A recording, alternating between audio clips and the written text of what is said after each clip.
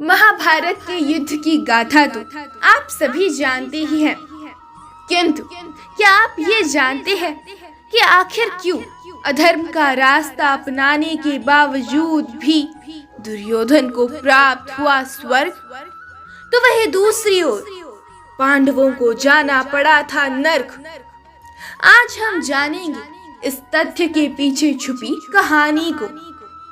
उससे पूर्व यदि आप इस चैनल पर नए हैं तो चैनल को सब्सक्राइब कीजिए और बेल आइकन को भी अवश्य प्रेस कीजिए ताकि हमारे नए वीडियो सबसे पहले आपके पास पहुंचे। तो चलिए शुरू करते हैं। ऐसा माना जाता है कि भगवान श्री कृष्ण और यदुवंशियों की मृत्यु की खबर से पांडवों को अत्यंत दुख हुआ, जिसके पश्चात पांडव द्रौपदी के साथ अपना राजपाट सब अपने उत्तराधिकारी को सौंपकर स्वर्ग लोक की ओर चल पड़े थे। स्वर्ग जाने के क्रम में बीच रास्ते में ही भीम, अर्जुन, नकुल, सहदेव समेत द्रौपदी की मृत्यु हो जाती है। युधिष्ठिर अकेले रह जाते हैं। युधिष्ठिर और एक कुत्ता स्वर्ग के मार्ग पर चलते रहते हैं। कहा जाता है कि वो कुत्ता और कोई नहीं अपितु स्वयं यमराज थे। जब युधिष्ठिर स्वर्ग पहुंच जाते हैं तो उन्होंने देखा कि भाई दुर्योधन एक बड़े से सिंहासन पर बैठा है और वहां आसपास दूसरा कोई न था। यह देखकर युधिष्ठिर ने देवताओं से कहा कि मुझे भी वही भेज दीजिए जहां मेरे भाई और द्रौपदी मौजूद है। देवताओं ने युधिष्ठिर की बात मानते हुए उन्हें देवदूत के साथ नरक के मार्ग पर भेज दिया। रास्ते में बहुत अंधेरा था। वो रास्ता अत्यंत बदबूदार था और आसपास बहुत से शव पड़े हुए थे। वहाँ लोहे की चोंच वाले कौवे और गिद्ध भी मौजूद थे। ये सब देख युधिष्ठिर बोले, मुझे वापस ले चलो। और जैसे ही युधिष्ठिर वापस स्वर्ग जाने लगे तो उन्हें अत्यंत दुखी स्वर में लोगों की आवाज सुनाई देने लगी। उन लोगों की पहचान पूछने पर उन्होंने बताया कि वो उन्हीं के भाई भीम, अर्जुन, नकुल, सहदेव और उनकी पत्नी द्रौपदी है। उनकी बातें सुनकर युधिष्ठिर ने वहीं ठहरने का फैसला लिया। देवदूतों ने युधिष्ठिर के नरक में रहने की बात इंद्रदेव को जाकर बताई। कुछ ही देर पश्चात इंद्रदेव और अन्य देवतागण नरक लोक में पहुंच गए। देवताओं के वहां पर पहुंचते ही चारों ओर उजाला हो गया और वहां मौजूद बदबू खुशबू में बदल गई। देवताओं ने युधिष्ठिर को बताया कि तुमने छल करके गुरु द्रोणाचार्य को उनके पुत्र अश्वत्थामा की मृत्यु की झूठी खबर दी, जिससे उनका मन युद्ध से हट गया और उनको मृत्यु प्राप्त हुई।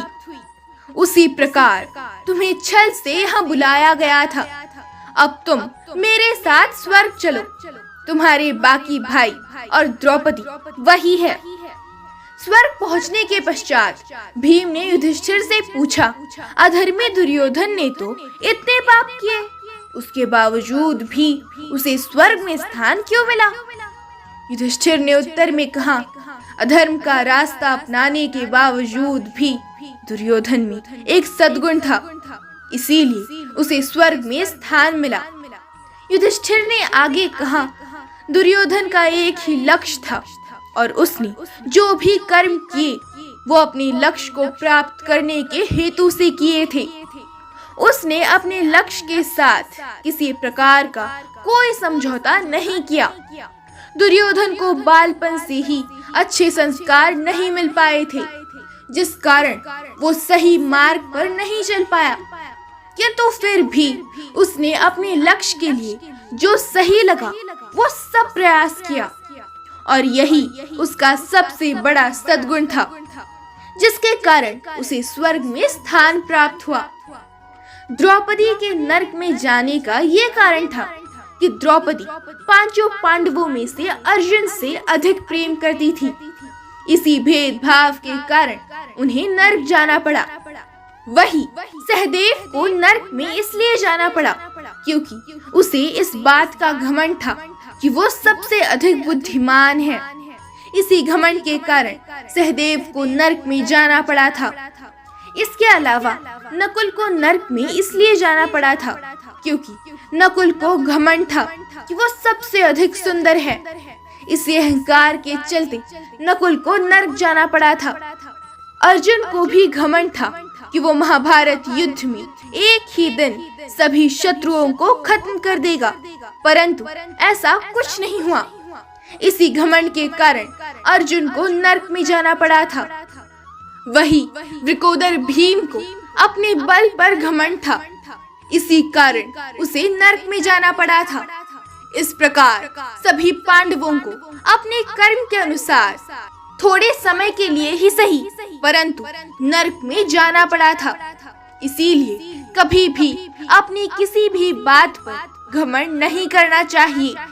अपनी बुद्धि, बल, सौंदर्य के आगे दूसरों को कम नहीं समझना चाहिए। जय श्री कृष्ण।